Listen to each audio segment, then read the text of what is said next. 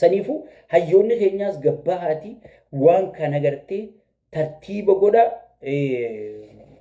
ummata keessan survive godha ummata keessan cinaa dhaabbadha ummanni Oromoon bar rabbiin osoo nama marroo dirribaa jaamu kana lafaa kaasee jaldiisaa fi bineensaan bilisoomsa jee inni gaaratti duubaate wanni Oromiyaa jaan hin jirtu beeku.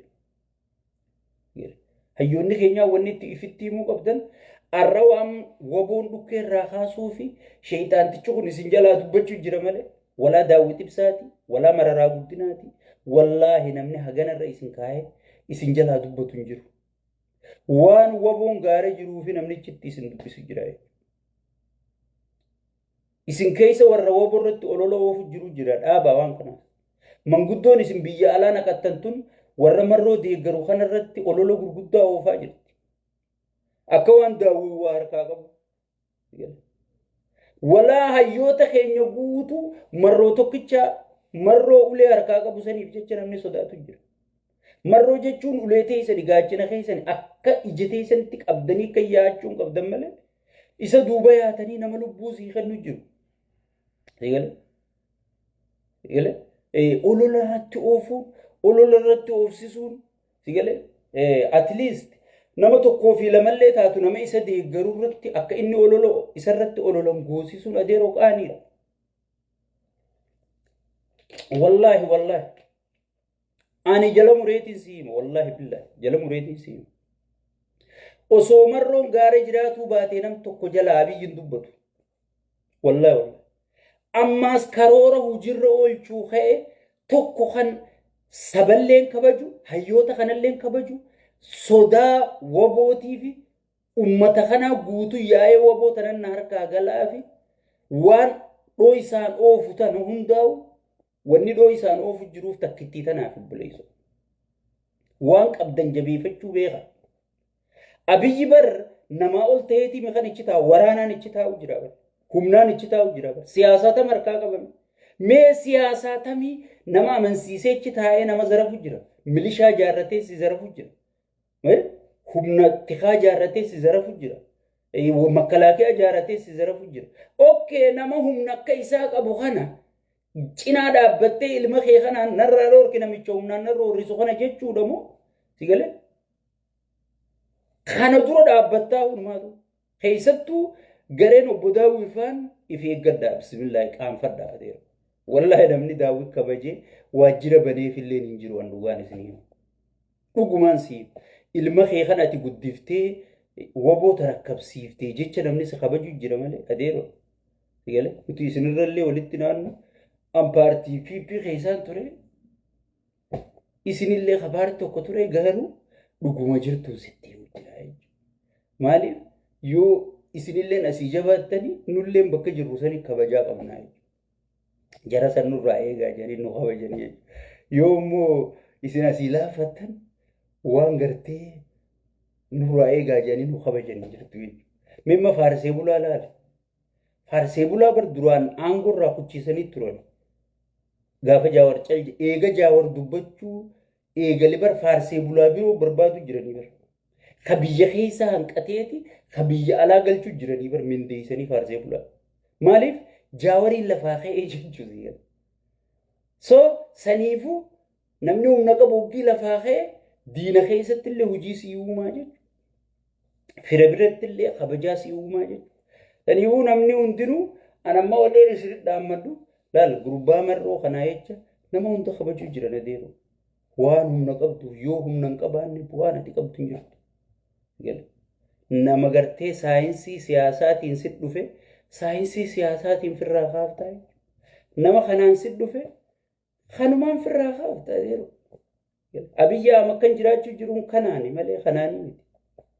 Osoo kana taate Jawaar Mohaammed Jarmaniin taa'u jechuudha. Dubbiin kanaa dalayti.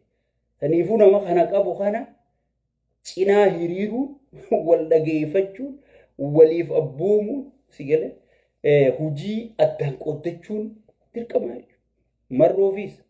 Marrooniis ati laal abbaa kanaati jaalaqii ati fildi marshaalee bireedaa qii nu hundi si jala jira si nurra humna qaba siyaasaa gadhiisii fayyootaaf baniif karaa deemaa dalagaa jiru nam tokko si bira kutuu hin danda'u.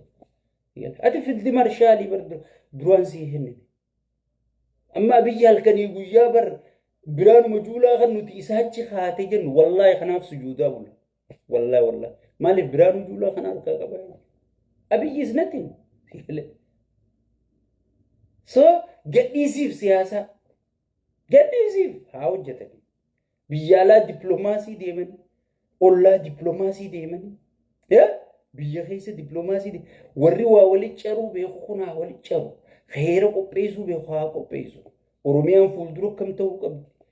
Sigalee ollaa wajjin wal keessoo isii wajjin Oromoof Oromiyaan akkam fakkaatti jedhanii ka qopheessu waraana osoo hin taane hayyoota kanaa jechuudha. Hayyoota warra heera biyyattiin ittiin bultu qopheessu warra kanaaf karaa gadhiisii jechuudha. Hayyoota bar iskoolaarshiippii irraa kafaltee itti laffaatee hin barsiifatin rabbi sii kennee dur bar wayyaanee fi eeltiraan fa'aa ijoollee ciccimtuu mana barnootaa keessaa guuraniiti ispoonsara godhanii fi maallaqa itti baasanii biyya ala barsiifachuu turanii bar beeytaa akkasii. Ati garuu namarraa gartee namarraa dhumtee qiranamee as ba'e kana beekamtii kennitee fi jabaadhaa jechuun sigalee sirra jirtu kana osoon itti laffa'ee rabbi kanuma lafaa sii kenna kana itti fayyadamuu barii jechuun gadhiisi siyaasaa. Karaa siyaasaa baniif namni adeemee siyaasaa dalagu haa dalagu. Hagartee waa janaa jennu gadhiisiif jechuudha. So gartee ati kana qabi an kanaan qaba ati kana qabi an kanaan qaba baradha akkas ijoolleen teenya ta'u Oromoo san baradha keessatti ammaasiis tabiibii keessa jirtus guyyaan kun ni dabra. Guyyaan har'aa kun ni dabra.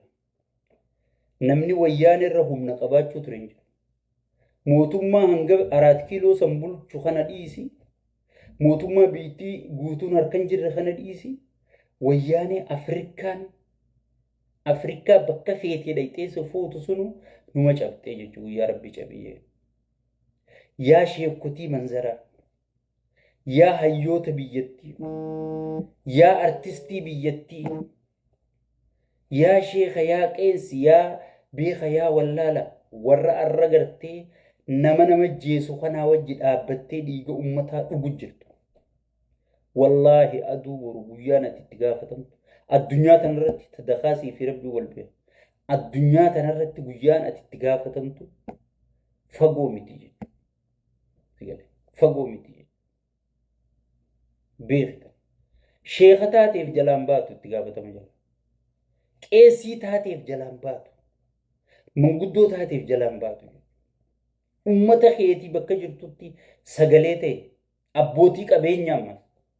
Abbootii qabeenyaa faarsee bulaa mindeessitee wallee kana jaamtu baasaa hanganaan isinii kennaa jettanii baay'ata baasuu jirtan.